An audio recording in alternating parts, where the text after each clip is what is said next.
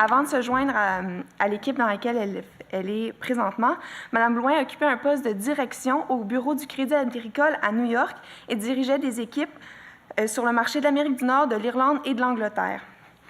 Mme Blouin a aussi également œuvré plus de 20 ans chez RBC Services aux investisseurs, où elle a occupé plusieurs postes exécutifs à Londres, Toronto et Montréal. Mme Blouin siège au conseil d'administration de l'Ordre des infirmiers et infirmières du Québec, à titre d'administrateur nommé, ainsi qu'au conseil de Nortex.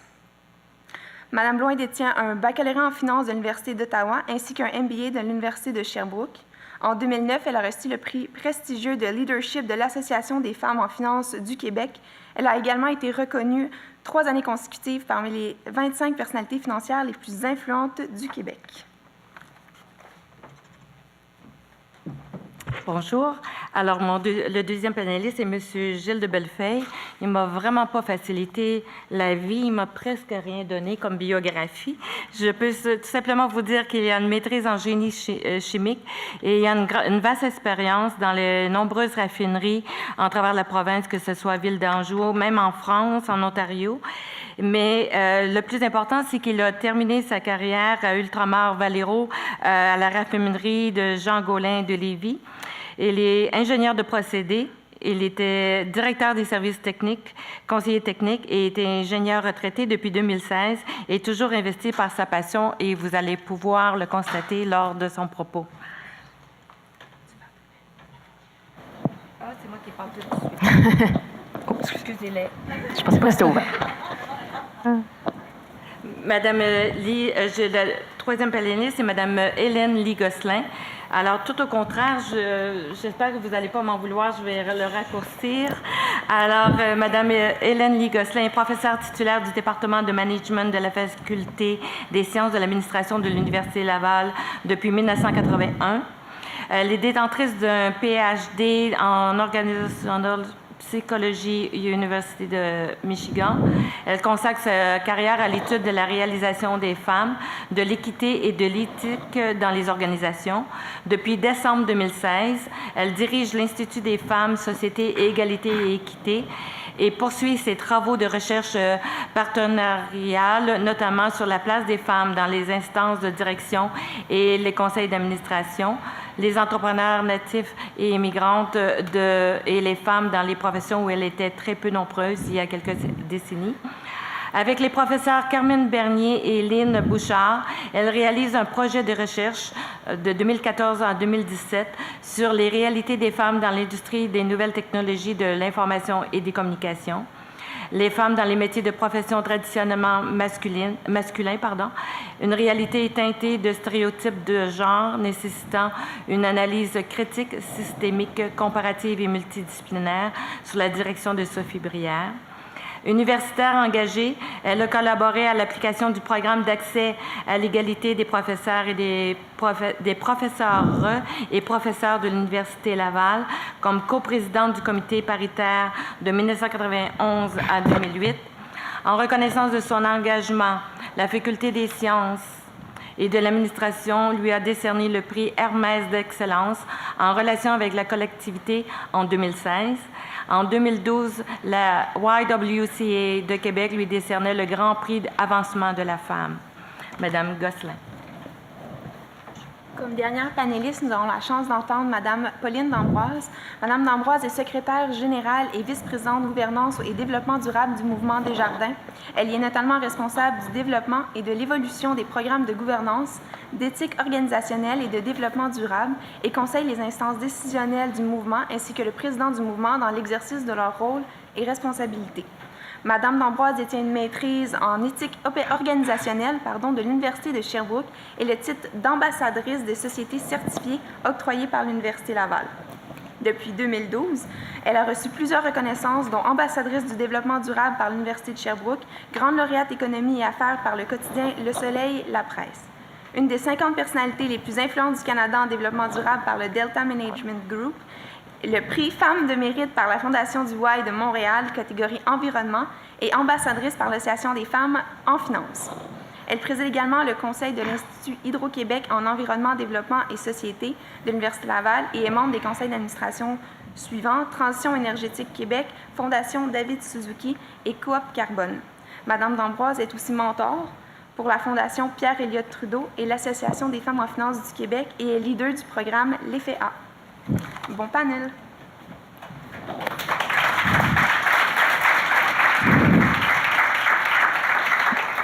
Quel beau sujet. Maintenant, je sais très bien que je suis branchée. Hors sujet un petit peu, mais c'est très bien d'avoir de longues biographies. On nous le reproche souvent, les femmes, d'en avoir des toutes courtes et les hommes très longues. Donc, c'est bien de voir que c'est inversé. Quand on m'a demandé, je crois que c'était en début d'été, si ça m'intéressait d'être l'animatrice pour ce panel-là, évidemment, j'ai répondu tout de suite avec beaucoup, beaucoup d'enthousiasme, même à la surprise des gens.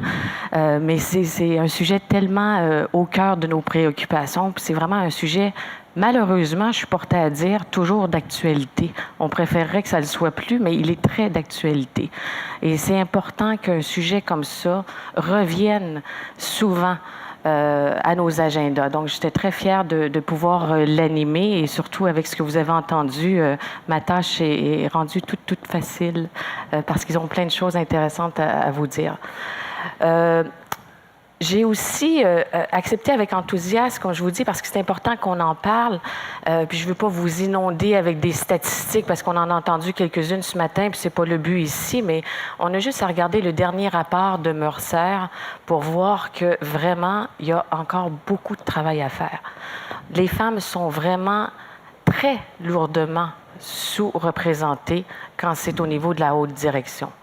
Les chiffres, c'est 20% seulement dans nos organisations canadiennes.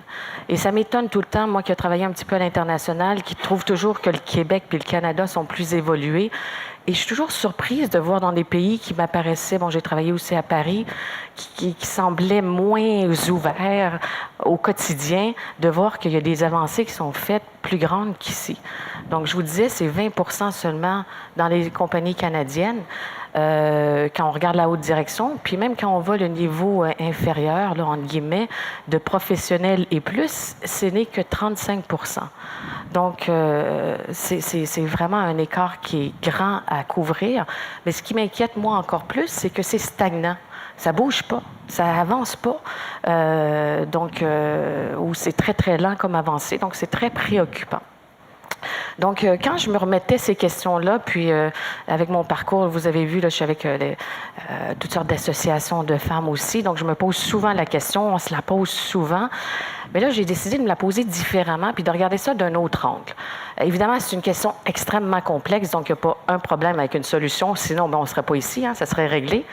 Mais je me suis dit, est-ce qu'on ne regarde pas toujours le problème sous le même angle? Est-ce qu'on ne serait pas porté à forcer nos gestionnaires féminines à adopter des comportements qui leur plaisent peut-être un peu moins, qui ne sont pas dans leur DNA, mais pour bien, excusez l'anglicisme, fitter avec nos organisations, fitter avec la culture actuelle des organisations. C'est comme si on mettrait cette lourdeur. Vous le savez encore, puis bon, je ne veux pas rentrer dans les stéréotypes, mais nos organisations valorisent encore aujourd'hui un leadership très compétitif. Je suis même portée des fois à dire agressif. C'est encore très bien vu. Je ne vous donnerai pas des exemples, mais en chasseur de tête, on en voit beaucoup, où l'ambition extrême est mise et valorisée. Est-ce qu'on n'essaierait pas de forcer le gestionnaire féminin à adopter ces comportements versus ce qui devrait être fait, c'est-à-dire changer l'organisation, changer les structures organisationnelles et favoriser des styles de leadership qui vont être beaucoup plus inclusifs, qui vont valoriser le travail d'équipe et le souci d'autrui. Donc, je me posais vraiment la question, puis je me suis dit, c'est peut-être un angle qu'il faut regarder parce que ce n'est pas juste aux femmes d'adopter. On le disait ce matin, il faut foncer, mesdames, vous devez, vous. Oui, on a une partie à faire, mais il faut garder aussi ses valeurs, puis il faut s'assurer que l'organisation reflète ces valeurs-là. Et je pense qu'un leadership beaucoup plus ouvert, beaucoup plus inclusif, aurait beaucoup plus de succès de toute manière. Et avec les jeunes d'aujourd'hui, vous le savez, si vous avez des jeunes adultes à la maison, c'est de toute façon un style de leadership qui va être beaucoup plus adapté à cette génération-là. Donc ça, c'était mon premier point. Le deuxième point, oui, c'est important, comme je vous disais, que ça continue à être sur nos agendas, presque malheureusement. Mais il faut se le dire quand même, Je regarde le public ici, donc c'est important que ça fasse partie des agendas de ces conférences comme ça. C'est important qu'on ait des colloques comme celui-ci, mais il faut se le dire, on parle quand même à un public qui est convaincu d'avance. Hein. C'est pas moi ou le panel qui va vous convaincre, vous l'êtes déjà d'avance. Donc, c'est important de continuer à en parler entre nous, mais il faut aussi en sortir et s'assurer que des sujets comme celui-là fassent partie de conférences économiques de plus grosse ampleur, mais que ça vienne un sujet pertinent dans ces conférences-là. Juste avant de passer la parole aux panélistes, on m'a demandé aussi de parler d'une expérience personnelle. Puis j'ai choisi un exemple très simple, mais je l'aime beaucoup parce que je trouve qu'il reflète l'importance et l'impact que ça peut avoir quand une organisation a vraiment à cœur des questions de parité et d'égalité et que ça fait partie vraiment de leur DNA. Donc, comme vous l'avez entendu, moi, j'ai travaillé pratiquement, ça dit 20, c'est parce que j'essaie de me rajeunir, là, c'est presque 25 ans, à la Banque Royale, une banque que j'adore. Puis c'est vrai qu'elle a ses défauts, la Banque Royale, mais elle avait vraiment à cœur les questions d'équité. Puis l'exemple que j'ai pour vous, moi, je manageais quand même de grosses équipes, des grosses équipes de 450, 500 personnes, mais c'est qui était divisé sur 15 pays. Donc, j'avais aussi à faire avec l'enjeu culturel qui était différent. Et il m'arrivait souvent d'avoir des demandes de certains clients masculins qui me demandaient de changer leur chargé de compte parce qu'ils étaient moins à l'aise de faire affaire avec une femme. Et ça arrive là encore, bon, ça fait quelques années que j'ai quitté, mais c'est très récemment, ça m'arrivait dans toutes les cultures. Et la banque était très claire à ce niveau-là. Jamais nous devions accéder à ces demandes. Que le client, moi c'est des clients institutionnels, que le client soit fâché, qu'il réagisse moins bien, que l'on perde même ce client-là très profitable, ça ne dérange pas. Nous ne devions pas déroger de cette politique. Donc, je trouvais que c'est simple, mais ça évoque quand même à quel point c'est dans son DNA et que c'est profond. Et c'était pas juste mon unité d'affaires, là, c'était à travers toute la Banque Royale. Donc, c'était l'exemple que j'avais pour vous. Et sur ce, je vais vous parler un petit peu du déroulement du panel. Alors, chacun de nos invités vont parler un peu de leur expérience. Ils ont 9 minutes, je vous le dis parce que vous me ferez signe si moi je suis moins bonne au chronomètre. Donc, ils ont vraiment à peu près 9 minutes pour être sûr qu'on ait la chance de prendre vos questions aussi. Donc, ils vont aller à tour de rôle et on va commencer avec Monsieur de Bellefeuille. Donc, vous êtes le premier. Et oui, les hommes sont en premier. Je vous l'introduis. Donc, son sujet, c'est un gestionnaire qui a fait fi de cette culture en embauchant des femmes à des postes de direction dans un secteur qui était traditionnellement très masculin. Alors, M. de Bellefeuille. Bonjour à toutes. Moi, j'espère de vous donner un message d'espoir aujourd'hui. Est-ce que vous m'entendez tous bien? Toutes bien. En premier lieu, je remercie les organisateurs de ce colloque pour leur invitation et mon épouse qui m'a incité, il y a quelques années, à apprécier à leur juste valeur les candidatures féminines.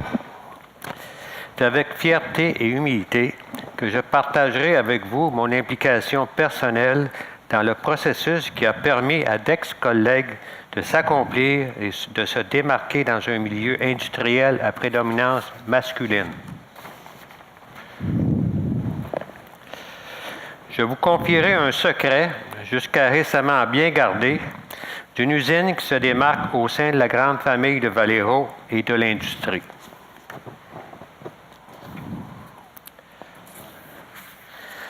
Le 8 mars dernier, Le Soleil titrait dans son édition consacrée à la Journée de la femme « Quand les femmes prennent leur place ».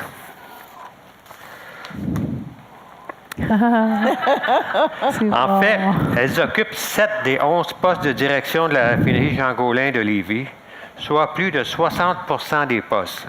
Ce qui est exceptionnel pour ce milieu, c'est la conséquence d'actions initiées il y a plus de 30 ans. Tout ne se fait pas sur un scène.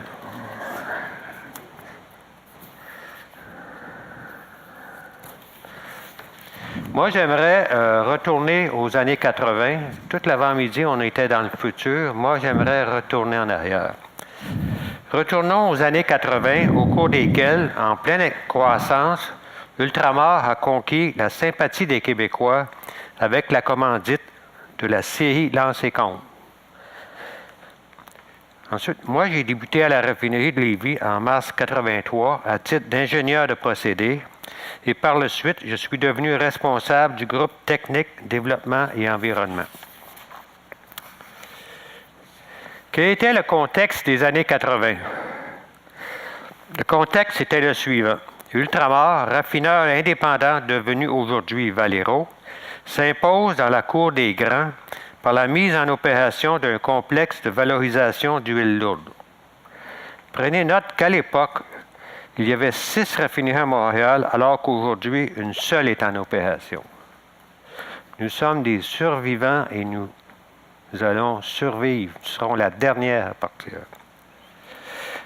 Je suis de la culture du football, ce sport dont le succès repose sur la qualité du recrutement, la volonté de gagner à tout prix et l'implication coordonnée de tous les joueurs. Voilà, Mme Damour ne soit pas ici parce que je crois qu'elle devrait parler à M. Constantin assez rapidement parce qu'il est inacceptable que les Rouges et Or aient perdu dimanche contre les Carabins. J'étais en quête d'excellence pour assurer la survie de l'entreprise et de déclasser la compétition. Pour y arriver, au niveau de l'embauche, je cherche alors à rehausser la qualité des candidats et à améliorer les relations interdisciplinaires entre l'ingénierie, l'opération et l'entretien, entre les ingénieurs, les techniciens à l'opération et les hommes de métier. De plus, j'ai vécu une expérience d'embauche féminine réussie avant mon départ de la raffinerie BP de Montréal, une des 6 qui a fermé.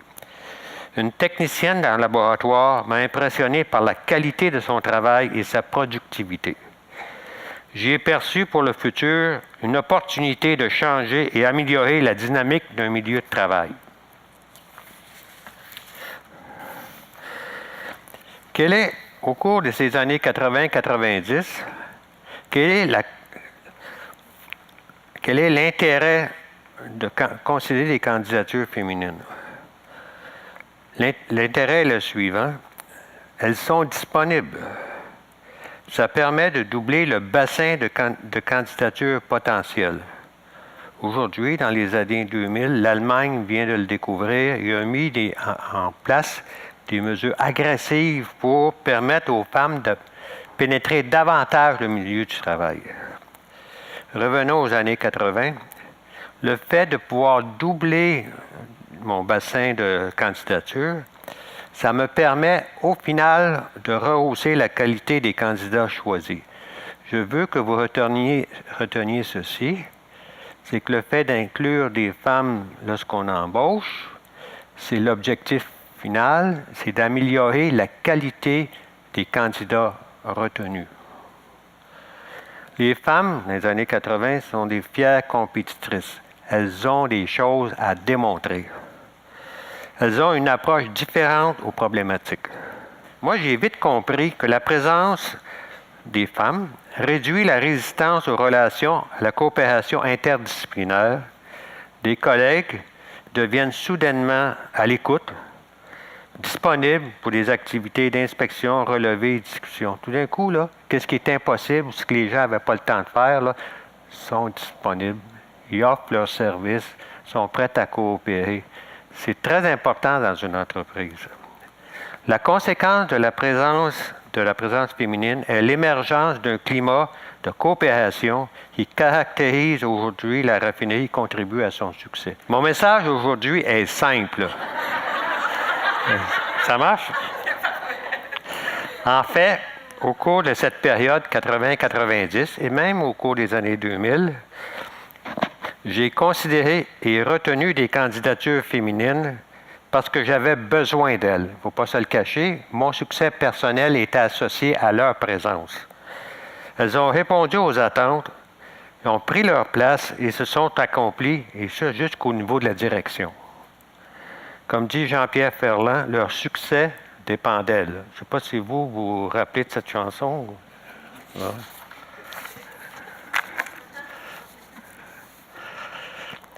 Avec le recul, j'ai appris et je vous suggère de rechercher des candidats qui, en premier lieu, respectent et écoutent leurs collègues, quel que soit leur niveau ou leur expertise. C'était un prérequis non négociable.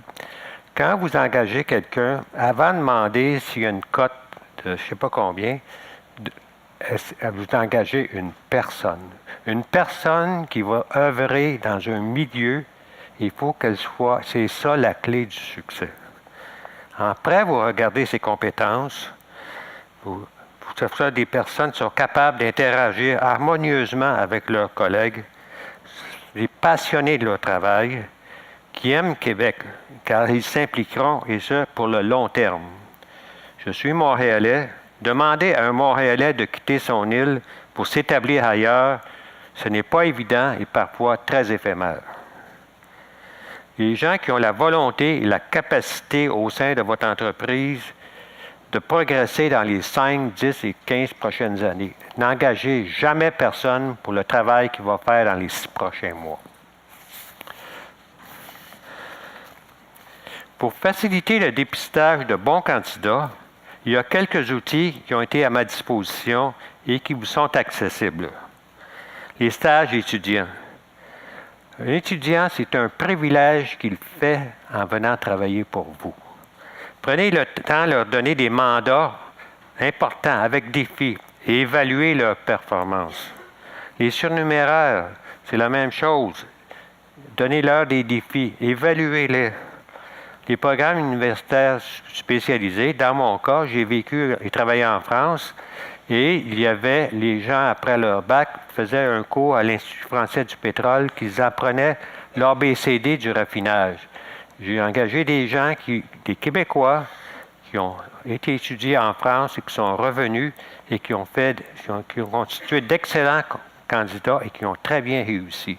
Dans votre milieu, il doit y avoir des cours, des stages semblables possibles. La compétition. Lorsque vous rencontrez la compétition, observez les gens avec qui vous avez affaire. Évaluez-les individuellement. Vos fournisseurs de services, c'est la même chose. Identifiez ceux qui performent. Évaluez-les. Quand viendra le temps d'embaucher, vous aurez en main des informations pertinentes pour faire un bon choix. Mes recettes ne sont pas infaillibles. Cependant, les essayer, c'est souvent y prendre goût.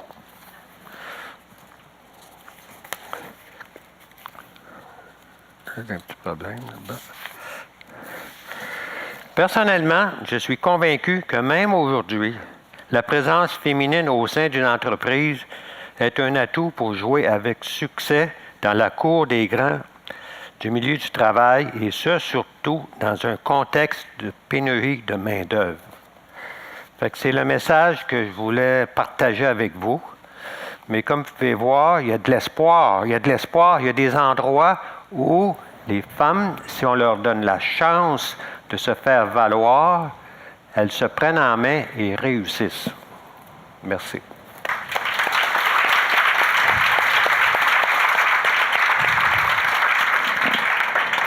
Merci beaucoup, M. de Bellefeuille. C'était très inspirant. Puis moi, comme le micro a pas fonctionné 2 fois, j'ai eu le message 2 fois plutôt qu'une. Donc, je m'en imprègne. Mais ce que j'aime de M. de Bellefeuille, j'aime toute votre allocution, mais c'est surtout vous êtes tellement simple et humble. Vous faites comme si c'était naturel d'avoir fait tout ce que vous avez fait.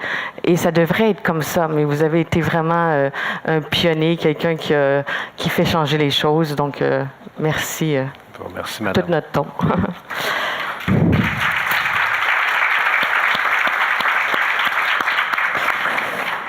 Je vais inviter maintenant Madame Hélène Lee-Gosselin.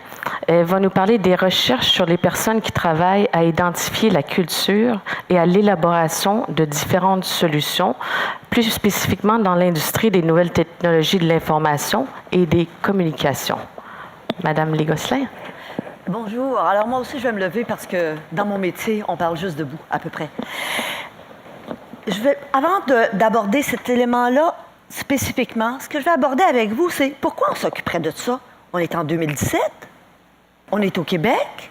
C'est-tu encore pertinent? Ça a-tu changé tant que ça?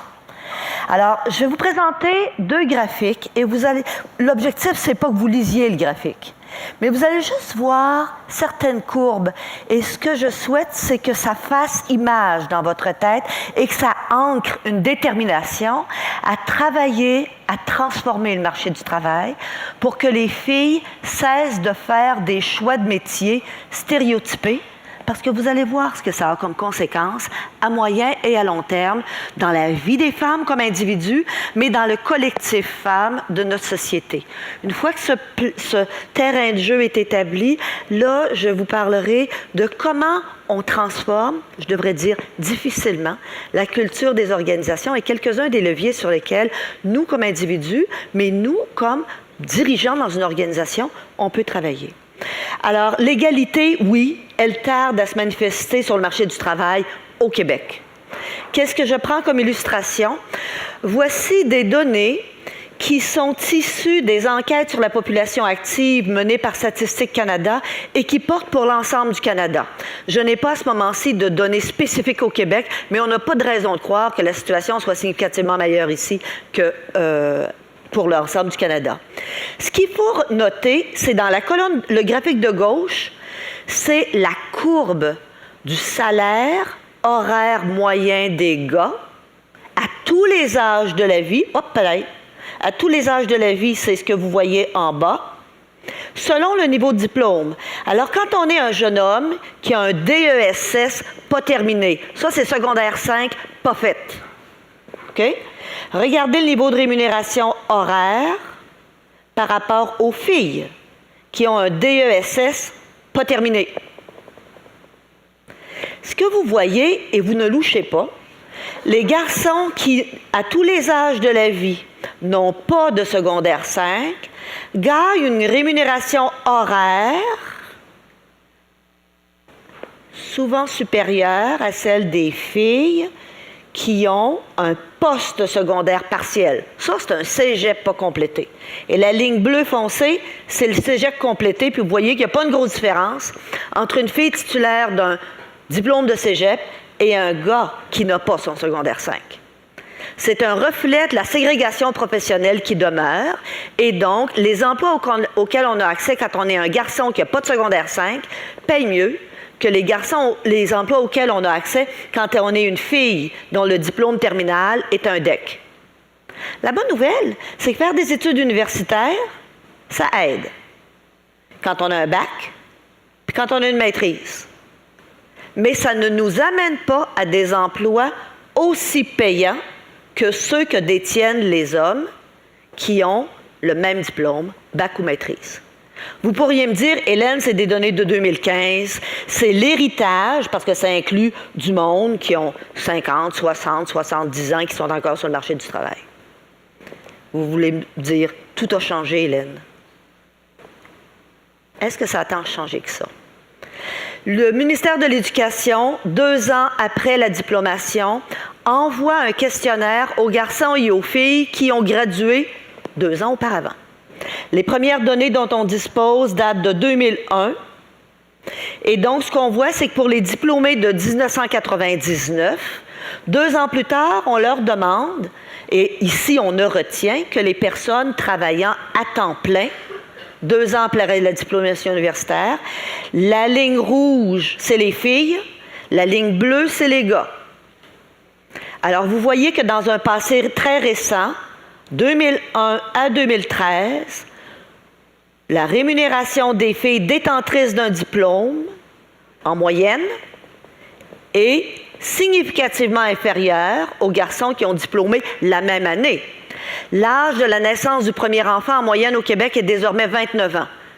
Baccalauréat, ça se finit pas mal avant 29 ans, en moyenne. C'est plus payant pour une fille de faire une maîtrise, mais c'est encore plus payant pour un gars de faire une maîtrise. Donc, la ségrégation professionnelle, le fait que les filles soient dans certains métiers et les garçons soient dans d'autres métiers, ça a ça comme conséquence tôt dans la vie, avant l'arrivée du premier enfant. Les économistes nous ont démontré depuis très longtemps que l'arrivée du premier enfant a un impact pas mal plus lourd sur la carrière des filles à court, moyen et long terme que sur la carrière des hommes. Donc, pourquoi en est-il ainsi encore maintenant? Bien, il y a plusieurs facteurs qui jouent et je vais en aborder quelques-uns indirectement dans ce qui va suivre, c'est-à-dire comprendre comment on peut agir sur la culture. Mais le premier, c'est la démographie des organisations. Les filles ont toujours été dans certains secteurs, les gars ont toujours été dans certains autres secteurs, même dans les secteurs comme les TI qui sont des secteurs jeunes. Les filles sont en ressources humaines puis en marketing, puis les gars sont partout ailleurs. OK? Donc, même dans ces secteurs industriels jeunes, il y a reségrégation professionnelle en fonction de vieilles croyances sur les filles aiment faire ceci, puis les gars aiment faire cela. Mais aussi, on reproduit les bassins de disponibilité. Moi, quand j'étais étudiante au baccalauréat en relations industrielles, nous étions une infime minorité de filles. Les diplômés en relations industrielles, en orientation, sont désormais entre 75 et 80 % de filles. Alors, revirement extrêmement important en l'espace de ma vie, mais est-ce que ça a des impacts majeurs sur les orientations professionnelles vers lesquelles on guide nos jeunes hommes et nos jeunes femmes, mais aussi tout au long de la vie, parce que des choix continuent d'être faits. Donc, démographie organisationnelle qui a tendance à se reproduire, les stéréotypes ambiants qui perdurent, alliés notamment aux soi-disant caractéristiques des hommes et des femmes. Je dis soi-disant parce que bien qu'un stéréotype, c'est un prêt à penser qui nous dit il y a des chances que, quand je rencontre un gars ou quand je rencontre une fille, la probabilité est grande qu'il soit très différent du stéréotype. Okay? Et ce n'est pas juste des stéréotypes associés au sexe des individus, mais aussi associés aux professions et aux métiers. Ce matin, je pense que le panel nous a démontré de façon très éloquente que quand on pense numérique et on pense informatique, on pense aux geeks. Puis les geeks, ils sont ultra minoritaires dans ce secteur-là. Pourtant, on entretient ce stéréotype sans trop le réaliser, qui limite l'attraction du secteur, en particulier pour les filles, parce qu'elles ne se voient pas là-dedans. Donc, il va falloir proposer des modèles et donc déconstruire à la fois les stéréotypes ambiants par rapport au sexe. Il y a autant de diversité de filles qu'il y a de diversité de garçons, et il y a autant de diversité de talents chez les uns et chez les autres. Même chose pour les métiers et professions. Un autre élément qui n'est pas banal, et encore ce matin, il était largement évoqué, tout le travail de soins qui a besoin d'être mené dans une société, bien, dans l'organisation de la vie, ça incombe encore davantage aux filles. Mais ce n'est pas juste que ça incombe aux filles, c'est qu'il y a une injonction sociale qui nous dit à nous les femmes qu'être une mère, c'est bien plus exigeant qu'être un père. Moi, je commence à prôner le changement du langage et qu'on appelle ça la parentalité. Et donc, on est deux adultes responsables d'enfants. Et il n'y a pas de raison pour laquelle le prix, en termes d'investissement dans la vie en général, soit plus lourd payé par les femmes que par les gars. De un. De deux, je ne sais pas ce que vous avez le sentiment d'apprendre avec vos enfants, mais moi, j'en ai appris une couple d'affaires avec mes enfants tout au long de la vie. Pourquoi les gars seraient privés de ces apprentissages-là? Incluant prendre soin des aînés plus tard dans la vie. C'est aussi un apprentissage dans l'humanité et pourquoi les hommes seraient privés de ces apprentissages-là. Donc, travail de soin, on a besoin de le revoir pour qu'il cesse d'avoir un poids disproportionné sur les uns et les autres. Il faut le revoir socialement, mais il faut aussi le revoir dans nos propres choix personnels, dans notre gestion de la vie domestique, puis aussi dans les attentes qu'on a envers les filles qui sont autour de nous. Il y a des phénomènes humains comme l'homophilie. Un grand mot pour dire, essentiellement, on se sent à l'aise avec des gens qui nous ressemblent. Et on a plus de chances de fréquenter des gens avec lesquels on a beaucoup de choses en commun. Mais si on combine l'homophilie avec une démographie organisationnelle qui fait en sorte qu'au sommet de l'organisation, c'est noir de gars, bien, les filles de talent, à tous les niveaux dans l'organisation, ont moins de chances que les hommes de talent, à tous les niveaux dans l'organisation, d'être repérés comme personnes de talent par quelqu'un qui a le pouvoir d'agir. On a entendu M. de Bellefeuille, oh, je m'excuse d'ailleurs, je réalise que je suis devant vous. M. de Bellefeuille a été très éloquent lorsqu'il nous a dit qu'il a remarqué qu'il y avait des filles de talent, puis il a remarqué qu'elles étaient capables de bien travailler, et qu'en plus, s'ils les appuyaient, il y avait des chances qu'elles soient capables de livrer ce qu'elles étaient capables de faire. Donc, il a été un instrument important pour transformer la culture, mais comme disait l'animatrice tout à l'heure, des exemples comme ça d'hommes qui sont des promoteurs et des souteneurs de la carrière des femmes, on en aurait besoin davantage. Finalement, la culture organisationnelle, et ça m'amène au cœur de mon propos. Alors, on vous disait tout à l'heure qu'on a mené récemment, donc au cours des 2 dernières années, des entrevues en profondeur avec une grande majorité de femmes, notamment dans les TI et dans des professions où elles étaient rarissimes il y a 20 ans, où elles sont plus nombreuses maintenant, pour savoir à quoi ça ressemble leur vie, à quoi ça ressemble leur cheminement professionnel, quels sont les facteurs qui aident, quels sont les facteurs qui nuisent encore, et quelles sont les stratégies que elles ou d'autres organisations ont mis en place. Rapidement, il faut se rappeler que la culture organisationnelle, c'est quelque chose de diffus. Donc, c'est un ensemble de rituels et d'habitudes qu'ont les gens qui vivent ensemble ou qui travaillent ensemble spontanément. C'est pas quelque chose de réfléchi, c'est quelque chose qui se construit avec le temps et qu'on sent et qu'on perçoit quand on est dedans. Donc, deuxième élément, c'est les représentations et c'est le sens. Vous êtes dans des organisations, puis vous savez que dans cette organisation-ci, voici les individus qui comptent. Voici ce à quoi on s'attend d'eux et d'elles. Ce n'est pas écrit dans le manuel des procédures. Ce n'est pas écrit dans votre description d'emploi. Mais vous l'apprenez. Vous l'apprenez parce que des gens vous le disent. Vous l'apprenez parce que vous êtes très observateur ou observatrice de ce qui se passe. Vous l'apprenez parce que vous êtes bien connecté à un réseau effluent qui vous dit « Louise, fais pas telle erreur, là. Ça, c'est un péché capital. Ici, ça passera pas. » OK? C'est aussi un ensemble de croyances. Croyances sur quels sont les comportements que je dois adopter pour être valorisé ou pour être accepté ou pour grimper dans l'organisation. Qu'est-ce qu'il faut que je fasse? C'est aussi des histoires partagées, des événements importants. C'est les héros qui sont là. Tous ces éléments-là construisent une culture organisationnelle, mais ce n'est pas écrit nulle part. Ça s'apprend. Alors, comment on apprend cette culture?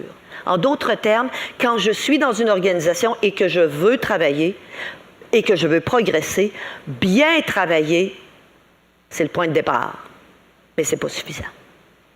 Donc, cette culture organisationnelle, quand elle est composée, quand les dirigeants sont composés d'hommes, quand l'histoire a été construite par des hommes, il y a des chances que ça construise un ensemble de réactions et de croyances et d'habitudes qui ne sont pas toujours aussi welcoming, aussi accueillantes ou aussi conviviales pour les personnes, les filles qui arrivent et qui sont différentes. Ici, tout ce que j'ai voulu faire, puis je réalise que ce n'est pas très lisible de loin, et je ne m'attends pas à passer à travers tout ça, mais le premier élément que j'ai voulu faire, c'est montrer que cette culture qu'il faut décoder, il y a plusieurs dimensions. Alors, je vais en nommer quelques-unes. Il y a des choses que nous pouvons faire comme individus qui voulons nous développer à l'intérieur d'une organisation. Mais comme le disait l'animatrice tout à l'heure, ce n'est pas juste à nous, femmes, à nous adapter à une culture et à un environnement. C'est aussi une organisation à repenser les effets inattendus, souvent négatifs pour les individus différents du groupe majoritaire. Elle doit faire des choses en matière de diagnostic et elle pourrait faire des choses en matière de prévention pour assurer l'égalité des chances de tous et toutes, pour s'assurer que les talents qui sont désormais de plus en plus dans un mode en concurrence sur le marché du travail, on soit capable de les attirer et de les retenir. Essentiellement, ce que je vais vous dire, c'est quand on se préoccupe de l'amélioration de la culture organisationnelle du point de vue de donner accès aux femmes, pas juste aux emplois, mais aux opportunités de développement, bien sûr que les femmes vont en profiter, mais l'ensemble de l'organisation va en profiter. Parce que les processus traditionnels n'ont pas toujours permis à tout le talent des hommes de se manifester. Certains hommes, oui, mais pas tous. Puis pour les femmes, ils ont été plus pénalisés que d'autres. Mais ce n'est pas le seul élément de différenciation. Des fois, on ne fit pas dans le groupe parce qu'on s'adonne à être né ailleurs, ou parce qu'on s'adonne à parler une autre langue, ou parce qu'on s'adonne à être plus jeune ou plus vieux que le groupe. Donc, c'est même sensibilité aux dimensions de la culture qui sont un handicap pour les femmes. Quand on développe la compétence pour les lire et les transformer, ça sert l'organisation en général et tout le monde. Alors, premièrement, se préoccuper d'avoir une culture plus inclusive. Alors, quels sont donc, si on retourne à derrière, quels sont donc ces rituels, ces habitudes qui nous viennent spontanément, mais qui font peut-être en sorte qu'il y a du monde qui n'ont pas le sentiment d'être dans la gang? Par exemple, les activités dites de socialisation, les activités de loisirs. Qui on n'invite pas? Est-ce qu'on va au golf et au hockey? Ou est-ce qu'on inclut des choses comme le vélo, qui sont pas mal plus accessibles à pas mal plus de monde, de pas mal plus d'âge? OK? C'est une caricature. Ça a l'air insignifiant. 2 minutes? OK. Connaître les personnes clés. Connaître qui est qui dans cette organisation, qui est influent. Encore une fois, pour savoir ça, il faut laisser traîner ses savates. Il faut sortir de son bureau à l'heure du lunch, réflexe que nous avons toutes. On se dépêche à manger en réglant une coupe d'affaires parce que ça va nous permettre d'être moins prise à la fin de la journée et de ne pas partir au star ou de ne pas avoir un backlog terrible. On fait tout ça à cause des charges familiales. Y a-t-il moyen d'organiser le temps autrement quand on réalise que la fréquentation des gens, c'est la seule façon de connaître ça? Réseauter, j'en ai déjà parlé. Les compétences techniques et les compétences professionnelles sont bien en évidence pas toujours adéquatement dans nos descriptions de fonctions, mais il y a bien des compétences relationnelles qui ne sont même pas encore reconnues comme étant des compétences essentielles dans un certain nombre de fonctions. Nos rôles sociaux nous forment dans les compétences relationnelles. On fait ça au quotidien, de la gestion de relations à la maison comme au travail. Faire reconnaître ces compétences lorsqu'elles sont des dimensions importantes de notre travail. Bien, les organisations, elles aussi, ont à se demander, est-ce que les compétences qu'on recherche sont les bonnes? Est-ce qu'il y a un trop grand emphase sur certaines habiletés spécifiques, comme la programmation en numérique, alors qu'il y a tellement d'autres choses qui est plus important? M. de Bellefeuille disait avec beaucoup de justesse tout à l'heure, on n'embauche pas pour 6 mois, on embauche pour, on le souhaite, une carrière dans un contexte où la concurrence pour les talents est sévère. Il faut s'attacher les gens et travailler pas juste sur ce qu'ils savent faire maintenant, mais ils sont capables d'apprendre. Dans ce domaine-là, ça ouvre plein de portes pour les femmes. Très rapidement, quelques autres thèmes. L'engagement. À quoi reconnaît-on l'engagement de quelqu'un envers la carrière ou la profession? Typiquement, dans nos organisations, la culture est on reconnaît l'engagement quand la personne ne compte pas ses heures. Donc, disponibilité 7/24, beaucoup de flexibilité, même à court échéance. Bien, on voit tout de suite que cette définition de l'engagement, c'est une hypothèque majeure pour à peu près la grande majorité des femmes. Par contre, est-ce que c'est un aussi bon garant de l'engagement? Je ne suis pas sûre. Les modèles de carrière. On voit des modèles de carrière où on monte dans une filière, et puis si tout à coup on arrête d'avancer, on dit, bon, ben la carrière ne l'intéresse pas, puis le train est passé, la personne n'aura plus jamais l'opportunité de reprendre le train. Or, si les femmes veulent faire des enfants, si elles veulent s'occuper des enfants, il faut accepter que oui, il peut y avoir des périodes où on est plus au ralenti, mais il faut que l'organisation ait des modèles où il est possible de reprendre le train, et aussi que la promotion, ce ne soit pas la seule source de valorisation. Apprendre autre chose peut être aussi une bonne façon de se développer, profitable et pour l'individu et pour l'organisation. Le mentorat. À cause de l'homophilie, j'en donnais un exemple tout à l'heure, les hommes de talent ont plus de chances d'être remarqués par des hommes influents de talent. J'ai été choquée, c'est le mot qui me vient à l'esprit, par des témoignages très candides d'hommes chefs d'entreprise me disant, écoutez, Mme Ligosselin, moi quand je pars sur le road trip, là, partir avec mon VP Finance qui est un gars, je suis sûre que je n'ai pas de problème ni au bureau ni à la maison.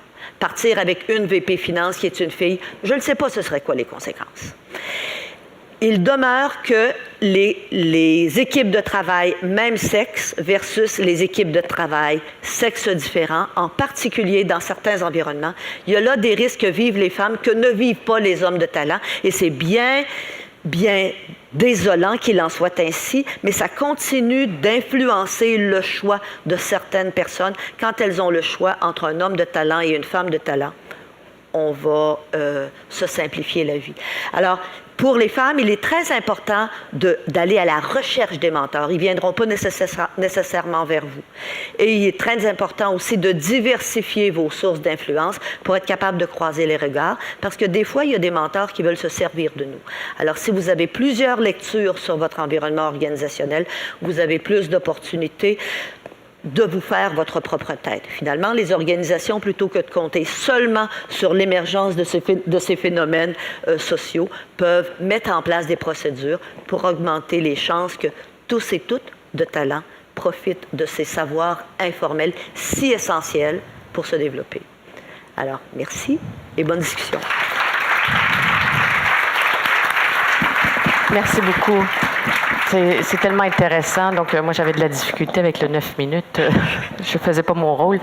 Mais ça me faisait juste penser, je reviens sur les salaires. Puis, moi, c'est un nouveau métier pour moi chez Hodges Benson, chasseur de tête. Donc, je suis associée dans ce bureau-là. Et ça me fascine de voir comment, vous disiez pour la différence des salaires, puis comment on se sent confortable. Quand je demande à un homme en entrevue, parce que c'est une question évidente à la fin, vous faites combien ou vous attendez à faire combien? Qu'est-ce que ça prendrait pour que vous changiez? C'est clair, c'est net, c'est le chiffre. Une femme, c'est toujours, je sais que je gagne beaucoup, puis que je n'aurai peut-être pas exactement le même salaire. Il y a toujours une hésitation incroyable. Donc, je m'en étais pas aperçue jusqu'à temps de faire ce métier-là. Donc, vous avez tout à fait raison, il y a du chemin. Donc, merci beaucoup. Et Madame Pauline d'Ambroise, c'est maintenant à vous. Et pour vous, j'aimerais ça vous poser une question. Donc, on va prendre un tournant un peu différent cette fois-ci. Et je vais la lire parce que je veux être sûre de bien la dire correctement. Donc, vous avez mentionné, vous ne l'avez pas encore mentionné, mais vous allez mentionner que ce sont les hommes, c'est pour ça que je la lis, que ce sont des hommes qui vous ont donné vos premières chances et qu'il est important de se faire des alliés. Donc, vous allez nous expliquer en quoi vos expériences vous ont permis de saisir des opportunités. Est-ce que vous m'entendez bien? J'avais vraiment mal aux oreilles avec ça fait que je l'ai enlevé. Je suis d'accord, ça fait mal. Bien, premièrement, moi, je ne me lèverai pas parce que ce que j'aimerais, c'est qu'on se mette dans un contexte où on est dans notre salon. Parce que moi, je vais vous témoigner de mon expérience pour que ça puisse peut-être être bénéfique pour vous, de voir si les éléments que je vais vous donner, vous êtes en mesure de faire peut-être des corrélations avec ce que vous vivez. Essayer de vous donner des pistes aussi de réflexion. Donc, on est comme dans notre salon, ce qui fait qu'on peut entendre le beau petit bébé en arrière, ça ne pose pas de problème, on va se faire des confidences. Je vais essayer de brasser quelques idées aussi, parce que des fois, on a des idées préconçues là, sur l'aspect du milieu masculin versus la présence des femmes. Et c'est sûr que ça, c'est basé sur mon expérience, donc tout peut être relatif, mais je pense important de vous le partager. D'une part, vous avez mentionné là, que oui, c'est vrai, c'est des hommes qui m'ont donné ma chance sur un plan, je dirais, pour faire un grand saut dans ma carrière, mais au départ, ça a été une femme qui était pratiquement la seule chez Desjardins à être dans la haute direction, qui est Rita Bédard, qui était vice-présidente affaires juridiques et qui m'a donné la chance, j'étais technicienne juridique à l'époque, de rentrer chez Desjardins. Donc, ça a été ma porte d'entrée. Je tiens à souligner que je termine ma 32e année chez Desjardins et le fil conducteur, c'est le bonheur avec lequel j'ai eu à travailler pour mon organisation parce que totalement collé, cohérent avec mes valeurs personnelles. Moi, mon père a été un coopérateur, donc de me retrouver chez Desjardins, pour moi, c'était comme un terreau fertile. Qu'est-ce qu'il y a à retenir de ça? C'est de vous poser la question dans l'évolution de votre carrière, là où vous êtes actuellement, êtes-vous en adéquation avec ce que vous êtes et ce que vous voulez devenir? Moi, vous avez la réponse, ça fait 32 ans et je ne les ai pas vus passer les années. J'aimerais souligner aussi, parce qu'il y a des gens qui m'ont vu cheminer à travers l'organisation, je voudrais souligner Micheline Paradis, qui est ici aujourd'hui, qui a été une des pionnières pour sensibiliser Desjardins à la présence des femmes. Et elle avait une alliée très importante qui était Hélène Lee Gosselin, entre autres. Donc, il y a des complices ici là, qui ont fait avancer la cause des femmes chez Desjardins. Donc, oui, dans un premier temps, ça a été Mme Bédard et après ça, M. Damour, le père d'ailleurs à notre rectrice de l'Université Laval, qui était président du mouvement, qui à 36 ans m'a confié le poste de secrétaire général avec un DEC en technique juridique en poche. Donc, oui, il me fait confiance, mais il me vu aller à travers les années. Parce que Micheline, l'équipe, m'a donné l'opportunité d'écrire dans une revue qui était la revue Desjardins, une revue qui s'appelait Fonction dirigeant, où en même temps que j'apprenais, je voulais que les dirigeants apprennent les questions de gouvernance, apprennent les questions d'éthique, apprennent les questions de développement durable. J'en ai fait pendant 10 ans. Mais Micheline, à quelque part, m'a donné ma chance de développer mes compétences en communication. Donc, il y a des gens comme ça là, qui sont dans notre parcours et qui nous aident à développer des habiletés. Bien entendu, je suis allée à l'université après, puis j'ai complété là, les connaissances dont j'avais besoin.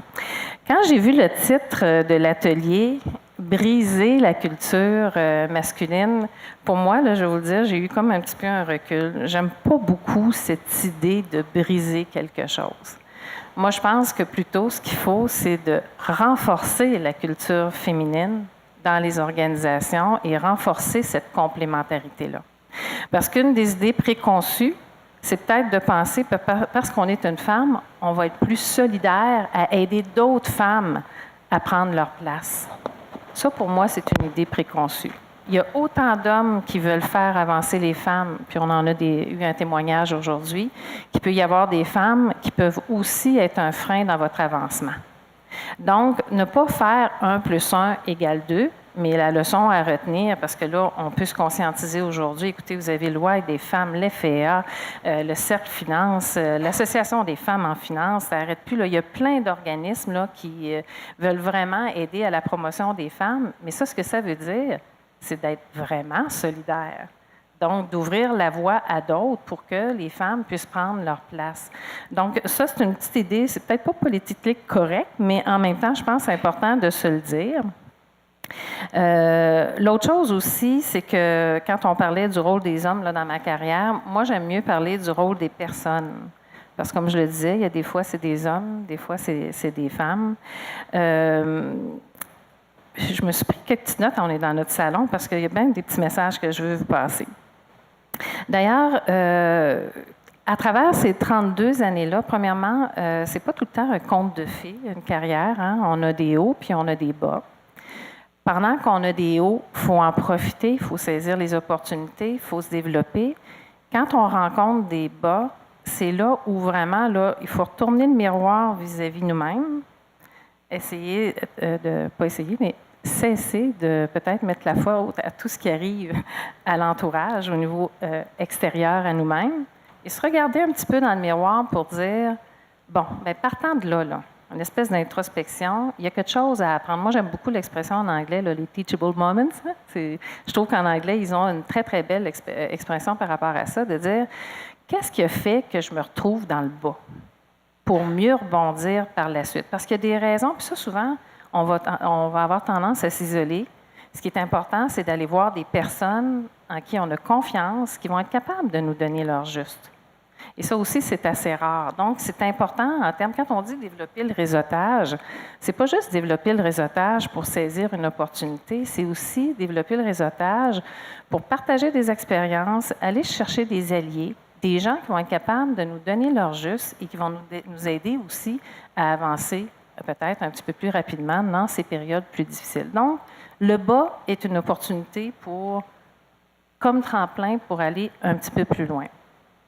Je pense que c'est dans ces situations-là, d'ailleurs, qu'on apprend le plus. Alors, c'est quoi le meilleur rempart, justement, pour faire face aux aléas de notre carrière?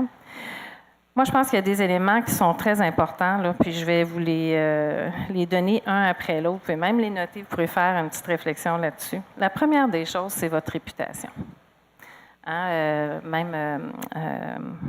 Buffett disait, on peut perdre beaucoup d'argent, mais on ne peut pas perdre une parcelle de notre réputation. C'est vrai pour une entreprise, mais c'est vrai pour soi-même aussi. Donc, qu'est-ce qui protège notre réputation? C'est quand on est justement cohérent avec nous, on est intègre, qu'on fait les choses pour les bonnes raisons et qu'on admette, à un moment donné, quand c'est le temps d'admettre nos erreurs, de le faire.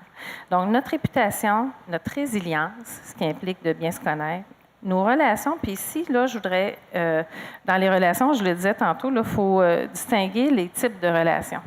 Il y a des relations sur lesquelles on peut prendre appui, comme je vous l'ai mentionné tantôt, puis il y a des relations, moi, que j'appelle utilitaires. Il faut être capable de cerner dans nos relations qu'à un moment donné, peut-être qu'on fait, j'aime pas beaucoup le mot, là, mais peut-être qu'on entretient des relations pour des fins données, puis des fois, on est utilisé pour d'autres fins données. Il faut juste être capable de distinguer les deux. Puis c'est pas que c'est bon ou c'est mauvais, c'est juste qu'il faut savoir avec qui on fait affaire, puis tirer notre épingle du jeu autour de ça. Il y a la question de nos compétences. Pour moi, là, dans une vie, on doit apprendre constamment. Il ne faut pas penser que ce qu'on a acquis va être encore pertinent demain. Si on veut monter, il faut, avoir les compétences, 2, il faut continuer d'apprendre, mais d'être toujours pertinent. Et pour ça, je sais que ça a été énoncé sur l'heure du dîner. C'est comment on perçoit les tendances à venir. Parce que dans le fond, ce qui va faire qu'on va se différencier, c'est qu'on va dans une zone qui est moins explorée par d'autres. De sorte que quand le besoin arrive, on est prêt. Donc ça, là, il y a aussi un travail, je dirais, de réflexion à faire. Toujours travailler dans ce que moi j'appelle le sens du bien commun. Il y a un administrateur qui me disait à un moment donné, il disait, moi je viens de suivre le cours Habileté politique 101 avec Michel Poirier, qui est excellente d'ailleurs. Je ne sais pas si vous avez eu l'occasion d'avoir une formation avec elle. C'est important en organisation. Il dit, toi, tu es à 404. Je dis, pourquoi tu dis ça? Bien, il dit, c'est ton 4e président. Donc, j'ai travaillé 13 ans pour M. Belland, 8 ans pour M. Damour, 8 ans pour Mme Leroux, puis on amorce le premier 4 ans de M. Cormier. Des styles totalement différents. Il faut comprendre que moi, je travaille auprès de ces gens-là depuis 28 ans, dans le fond. Alors, comment, lorsqu'il y a un changement de garde, qu'on peut demeurer pertinent puis passer au travers les aléas des structures. Ça, on pourra s'en reparler éventuellement, mais je vais vous donner, à travers ce que je vais vous dire, quelques petits trucs. Donc, bien sûr, le souci du bien commun, de savoir pourquoi on est là, d'être toujours au service de l'organisation, puis c'est sûr qu'on va développer notre carrière. Le sens politique, ça, j'en ai bien des exemples de gens qui, malheureusement, n'ont pas pu rester parce que, soit qui étaient très opportunistes ou qui n'ont pas su lire l'environnement. Et ça, c'est important d'apprendre à le lire. Alors, mes constats pour permettre aux femmes de saisir les opportunités, qu'est-ce qu'elles ont avantage à faire? 1, c'est de prendre en charge leur avenir, je vous l'ai dit, l'introspection, développer la polyvalence, trouver ce qui va les différencier, d'avoir une idée claire de ce que vous voulez accomplir. On disait tantôt que je faisais du mentorat dans 3 organisations. Ma première question, c'est toujours la même. C'est quoi ta destination? Si on se développe dans un domaine, c'est pas juste pour amener un chèque à la maison puis acheter ce qu'on a de besoin. On veut accomplir quelque chose dans la société. Ça prend un but, une coche plus élevée pour donner la cohérence de ce qu'on veut faire puis d'être capable, quand les événements vont être positifs ou négatifs, de tenir le fort. Ça ne veut pas dire de faire tout le temps la même affaire, mais ça veut dire de se donner la souplesse des moyens et de se dire, moi, ce que je vais accomplir dans ma vie professionnelle, c'est telle chose. Et ça, moi, je peux vous dire qu'après 32 ans, l'objectif que je poursuis est toujours aligné sur ça. Je l'ai saisi autour de 28-29 ans et depuis ce temps-là, je ne le lâche pas. Mais ça m'amène toutes sortes d'expériences différentes. Alors, ça, c'est... donc, après ça, développer la qualité des relations hommes-femmes, de sortir du courriel, du texto, de sortir tout à l'heure, Mme Gosselin, vous le disiez, là, aller voir le monde à un moment donné, là, les courriels qui spinent, qui créent des conflits, on ne s'est pas compris, etc. C'est pas mal plus simple de sortir, d'aller voir la personne, d'avoir une bonne conversation. Quelques comportements à privilégier ou à éviter.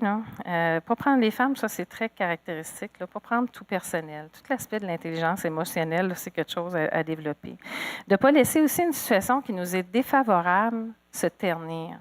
Si on n'intervient pas, parce que vous allez vivre ça, là, à un moment donné, quand vous voulez innover, quand vous prenez des chemins qui ne sont pas empruntés, vous allez avoir des gens qui vont vous aider, puis il y en a d'autres qui vont, par en arrière, vous nuire.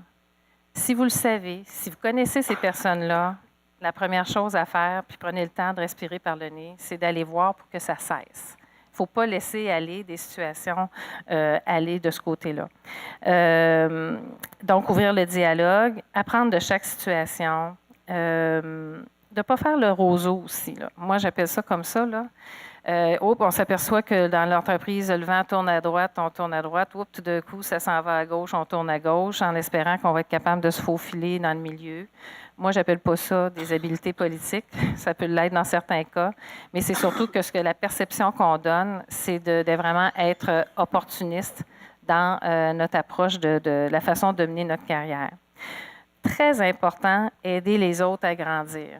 Et de ce fait, vous allez grandir, c'est certain. Il n'y a rien de plus gratifiant que d'aider des personnes, de les voir à l'entrée de leur carrière, les voir se développer, puis devenir des professionnels accomplis, puis des leaders de demain pour votre organisation. Je pense que ça, il n'y a rien de plus satisfaisant. Accepter les différences aussi entre les hommes et les femmes, je pense, puis on le disait tantôt, là, l'idée, c'est pas de devenir des hommes, des femmes déguisées en hommes et vice-versa. Je pense que la nature des deux, elle est importante dans les organisations. C'est important de comprendre comment fonctionnent nos collègues masculins, mais de ne pas se dénaturer. Savoir mettre des limites et surtout, décoder les cultures puis les sous-cultures dans vos organisations si vous voulez être capable de manœuvrer autour de ça. Bien, écoutez, c'est un peu les petits éléments que je voulais vous partager parce que c'est vraiment, moi, ce qui a marqué ma carrière chez Desjardins. Si j'avais à vous dire en quelques mots, qu'est-ce qui fait que je pense que j'ai pu me développer puis que je suis là aujourd'hui. Je vous ai dit tantôt, cohérente avec mes valeurs. Beaucoup de persévérance, beaucoup de curiosité puis de volonté d'apprendre. Mais je me suis toujours mise au service de la mission de mon organisation, puis je continue à le faire, puis je vais continuer à le faire même après ma retraite. Donc, qui n'est pas maintenant, mais vous dire tout le bonheur que j'ai d'évoluer dans cette carrière-là. Alors, c'est ce que je voulais vous partager aujourd'hui. Merci.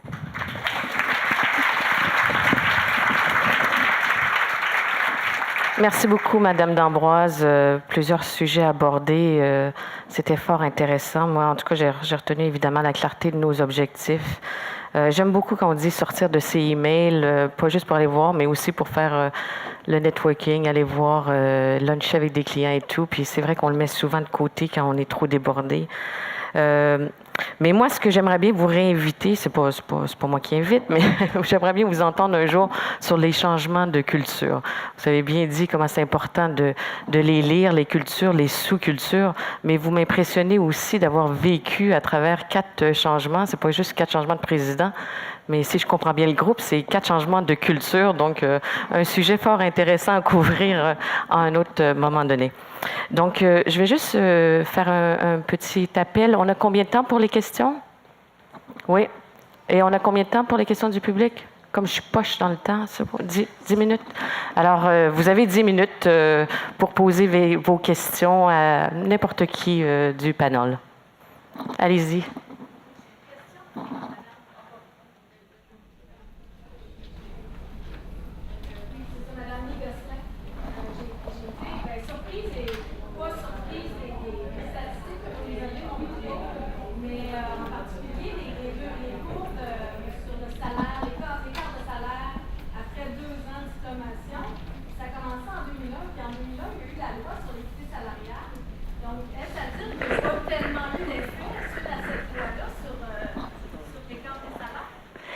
C'est une autre réalité. La loi sur l'équité salariale vise à s'assurer que pour des travaux équivalents dans une organisation, les hommes et les femmes sont payés la même chose.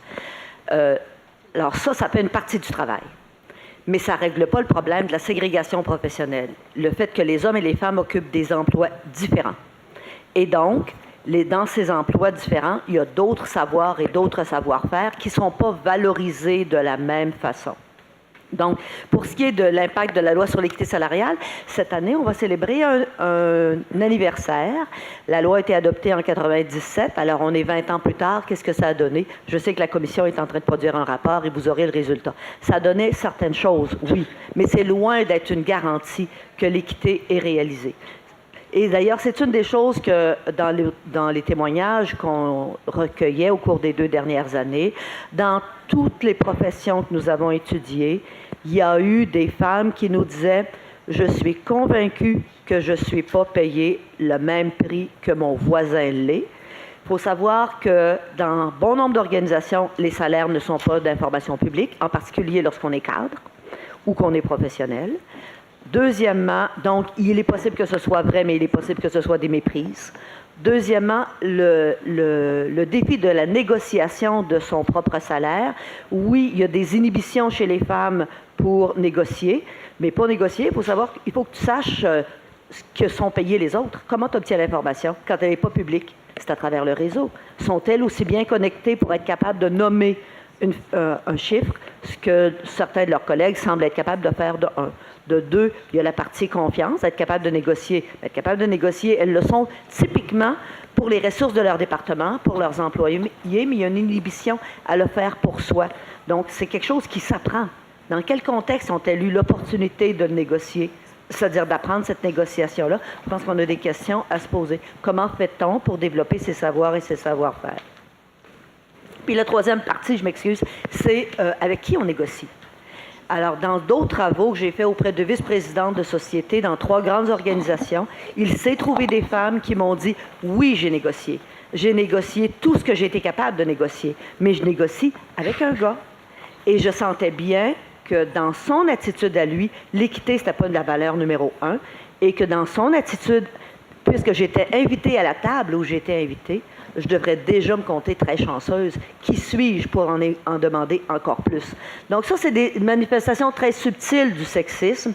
Je ne dis pas que c'était institutionnalisé dans les organisations où nous étions, mais je disais tantôt que c'est souvent le lot de certains individus. Or, rencontrer un individu comme ça sur son chemin, ça fait en sorte que quelqu'un pousse autant qu'elle est capable, mais à un moment donné, elle arrête parce qu'elle dit « ça risque de compromettre ma capacité d'agir dans mes fonctions ». Donc, travailler sur la culture et s'assurer au sein de l'organisation qu'on a des mécanismes pour faire ces vérifications. Parce que si, avec Monsieur X, dans le département Y, Madame n'a pas été capable de négocier, est-ce que quelque part, on fait les analyses pour vérifier qu'est-ce qu'elle fait, Madame Y? Et si elle avait été dans le département W, est-ce qu'elle aurait rencontré le même mur? Donc, en faisant ces vérifications, on réduit les risques que la discrimination se produise et se maintienne. On va devoir arrêter ici. On manque un petit peu de temps. Donc, merci à vous tous d'être présents et très beau sujet. Merci aussi.